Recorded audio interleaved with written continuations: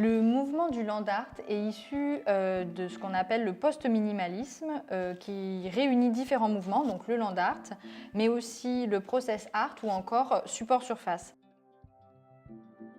Il apparaît en 1968 avec une exposition à la Duomo Gallery.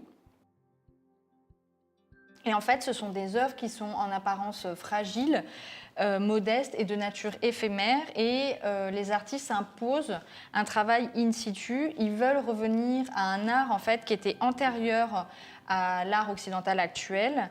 Et l'une de ces autres motivations également de travailler in situ, c'est de se débarrasser de ce qu'on appelle l'art de chevalet.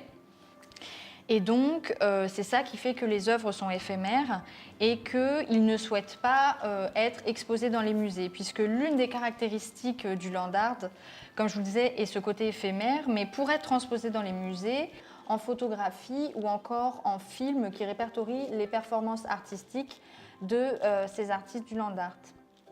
Et au-delà donc de cet aspect contestataire, disons, c'est aussi un art très poétique qui essaye de relier l'homme à la nature et de faire en sorte qu'il y ait une reconnexion et que le spectateur ait un regard différent sur le paysage qui l'entoure.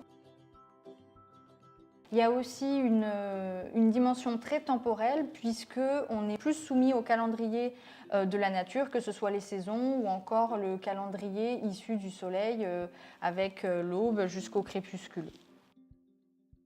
Ici, on est devant une œuvre de Nancy Holt qui s'appelle Sun Tunnel, qui est très intéressante puisque, en fait, placée en plein désert, elle rend compte en quelque sorte du temps qui passe, puisque selon à la période à laquelle on vient dans la journée, on n'a pas du tout la même vision et le même rapport à l'œuvre, que ce soit à l'aube ou au coucher du soleil.